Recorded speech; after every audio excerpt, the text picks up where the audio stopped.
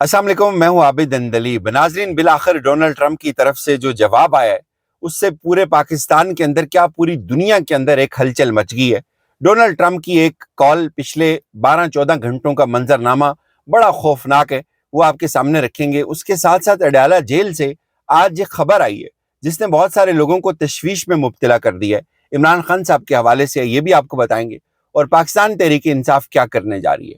تحریک انصاف نے بہت بڑا اپسیٹ کرنے کا فیصلہ کیا ہے۔ جنید اکبر خان صاحب کا امتحان ہے، انہوں نے ایک اعلان کیا ہے، اس کے اوپر وہ کتنا پورا اترتے ہیں اس کے اوپر بھی بات کریں گے۔ اور اس کے ساتھ ساتھ ایک خبر چائنا سے ہے اور ایک خبر امریکہ سے ہے، تحریک انصاف کے جلسے کی بھی بات کریں گے۔ لیکن ابھی ذرا بات کرتے ہیں، پہلے اڈیالہ جیل سے خبر آتی ہے اور بڑی عجیب و غریب خبر آتی ہے عمران خان صاحب کو لے کر۔ حافظ وسیم اختر اڈیالہ جیل سے ایک خبر رپورٹ کرتے ہیں کہ عمران خان صاحب کا جو بلڈ پریشر ہے وہ بڑھنے لگا ہے، ہارٹ بیٹ میں بھی اضافہ ہو گیا ہے۔ کچھ ہفتوں سے بے چینی کا شکار ہو گئے عمران خان صاحب، بلڈ پریشر 80-130 رہنے لگا، ہارٹ بیٹ 50 سے اوپر، خوش خوراک میں کمی نہیں آئی، اور عمران خان صاحب 1.5 برس ہو گیا جیل میں۔ انہیں 5 اگست 2023 کو اٹک جیل میں قید کیا گیا تھا، اس کے بعد انہیں 27 ستمبر 2023 کو اڈیالہ جیل منتقل کیا گیا۔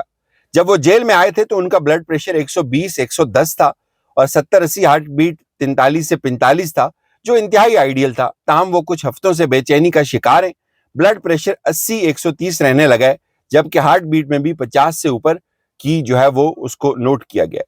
گزشتہ ماہ سے عمران خان صاحب جو ہے وہ کانوں میں سنسناہٹ کی مرض میں مبتلا ہو گئے، اور تاحال اس میں افاقہ نہیں ہوا، اور اپنے ذاتی معالج کی تجویز کردہ دوائیاں بھی استعمال کر رہے ہیں۔ عمران خان صاحب کی خوش خوراکی میں کوئی کمی نہیں آئی۔ گزشتہ روز انہوں نے ناشتے میں انار کا جوس پیا، 2 ابلے ہوئے انڈے کھائے اور دہی اور کافی۔ اتنی بڑی بکواس اور اتنی بڑی جھوٹی خبر آپ نے آج تک نہیں سنی ہوگی۔ یعنی یہ سیدھا سیدھا میڈیکل سائنس کو جھٹلا رہے ہیں عمران خان کے بغض میں، کہ عمران خان کا جو ہارٹ بیٹ ہے وہ 50 ہے۔ بھائی، آپ 72 سال ایک بندے کی عمر ہے، اور آپ کو شرم نہیں آتی اس طرح کے فوش جھوٹ بولتے ہوئے اور ایک لوگوں کو تشویش میں ڈالتے ہوئے؟ اور ساتھ کہا جاتا ہے جی کہ 130-80 رہنے لگا ہے۔ اگر 72 سال کی عمر میں عمران خان صاحب ہیں اور ان کا جو یہ 80-130 ہے تو یہ آئیڈیل ہے، لیکن ان کو کوئی نہ کوئی خبر چاہیے ہوتی ہے۔ بہرحال یہ ایسی جھوٹی اور ایسی فیک خبریں صرف اور صرف لوگوں کو کنفیوز کرنے کے لیے پھیلاتے ہیں، لیکن حقیقت یہ ہے کہ عمران خان ڈٹا ہوا ہے، عمران خان کو کوئی سنسناہٹ محسوس نہیں ہو رہی۔ لیکن جو لوگ عمران خان کو جیل میں رکھے ہوئے ہیں، کم از کم ان کے کانوں میں سنسناہٹ ضرور محسوس ہوتی ہے، اور روزانہ کی بنیاد کے اوپر ہوتی ہے۔ اب ذرا چلتے ہیں باہر۔ ڈونلڈ ٹرمپ جی ایک بیان دیتے ہیں، بلکہ اس سے پہلے خبر لیں۔ اس سے پہلے کی خبر یہ ہے کہ بلاول بھٹو صاحب امریکہ پہنچتے ہیں ڈونلڈ ٹرمپ کے ناشتے کی ٹیبل کے اوپر، اور خبر چلائی جاتی ہے کہ بلاول صاحب امریکہ پہنچ گئے۔ بلاول بھٹو زرداری کی نو منتخب امریکی صدر ڈونلڈ ٹرمپ کے ناشتے میں شرکت ہوئی۔ یہ ناشتے میں شرکت ہو جاتی ہے، ظاہر ہے جب آپ لابنگ کرتے ہیں یا اپنی پیسے دے کے ٹیبل بک کر لیتے ہیں، تو یہاں پہ میں بھی جا سکتا ہوں، یہاں پہ کوئی بھی جا سکتا ہے، تو یہ کوئی اتنی بڑی بات نہیں ہوتی۔ اس کے بعد کہا گیا جی کہ امریکی حکام سے ملاقاتوں کا بھی امکان ہے، جو کہ بہت اچھی باتیں ہونی چاہیے، اور نو منتخب صدر ڈونلڈ ٹرمپ کی جانب سے دیے گئے نیشنل بریک فاسٹ میں دنیا بھر سے سیاستدان اور امریکی سینیٹرز کی بھی شرکت۔ یہ تو یہاں تک بات ٹھیک ہے۔ اس ناشتے کے اوپر ڈونلڈ ٹرمپ کہتے ہیں کہ ہم پورے فلسطین کے اوپر قبضہ کریں گے۔ اس سے تو پوری امت مسلمہ چکرا کے رہ گئی ہے کہ ڈونلڈ ٹرمپ وہاں پہ بیٹھ کے یہ بات کر رہا ہے، اور اگر اس دوران کوئی کال آ جاتی ہے عمران خان کے لیے، پھر تو بہت بڑا بلنڈر ہو جائے گا۔ یہ سارے پیچھے پڑ جائیں گے کہ دیکھیں جی جو بندہ فلسطین کے اوپر قبضہ کر رہا تھا اس کی عمران خان کے حق میں کال آ گئی۔ عمران خان کے اوپر تو ایک ٹیگ لگ جاتا ہے کہ یہودی لابی کا ہے۔ اب یہ بلاول صاحب کے لیے بہت بڑی امبیرسمنٹ پیدا کر دی ڈونلڈ ٹرمپ نے۔ اب پتہ نہیں ڈونلڈ ٹرمپ کو یہ معلوم بھی ہے یا نہیں ہے کہ بلاول صاحب بھی تشریف لائے ہوئے ہیں، تو انہوں نے یہ جو بات کر دی، اس سے پوری مسلم دنیا جو ہے وہ اس کے اوپر اب جواب دے رہی ہے کہ یہ کیا مذاق ہے، یہ کیا بےہودگی، ہم اس کو تسلیم نہیں کرتے، اور آپ اس کے اوپر قبضہ کرنے کی بات کر رہے ہیں۔ اور یہ امبیرسمنٹ بن گئی ہے بلاول صاحب کے لیے بھی۔ اور دوسری طرف اسی وقت بلاول صاحب کے جو ابو ہیں آصف زرداری صاحب، وہ پہنچے ہوئے ہیں چائنا میں، اور وہ چائنا میں کیا سٹیٹمنٹ دے رہے ہیں؟ بڑی زبردست سٹیٹمنٹ ہے، بڑی بولڈ سٹیٹمنٹ ہے، اور ان کو سلوٹ ہونا چاہیے اس کے اوپر۔ وہ کہتے ہیں کہ ہمیں سب سے زیادہ چین سے دوستی عزیز ہے، کیونکہ وہ ہمارا پڑوسی ہے۔ کوئی 14,000 میل والا ہمارا قریبی دوست کیسے ہو سکتا ہے؟ آصف زرداری صاحب یہ بات کر رہے ہیں چائنا کے اندر بیٹھ کے. بلاول صاحب کی موجودگی میں ڈونلڈ ٹرمپ کہہ رہے ہیں کہ ہم فلسطین کے اوپر قبضہ کر لیں گے, تو کوئی بات بن نہیں رہی. بہرحال ڈونلڈ ٹرمپ نے پوری دنیا کو حیران کر دیا یہ بات کر کے کہ ہم قبضہ کریں گے, اور اس سے کم از کم جو یہ ابھی ایک امید جاگی تھی تحریک انصاف کے لیے یا عمران خان صاحب کے لیے یا بہت سارے دوستوں کے لیے, ابھی مجھے لگتا ہے کہ اس کے اندر ایک تعطل یا اس کے اندر ایک بریک آ جائے گی. اب ذرا بات کرتے ہیں لاہور ہائی کورٹ میں پاکستان تحریک انصاف کو جلسے کی اجازت کے حوالے سے ایک بڑا امپورٹنٹ کیس ہے, کیونکہ خوف یہ ہے کہ جلسہ نہ ہونے پائے.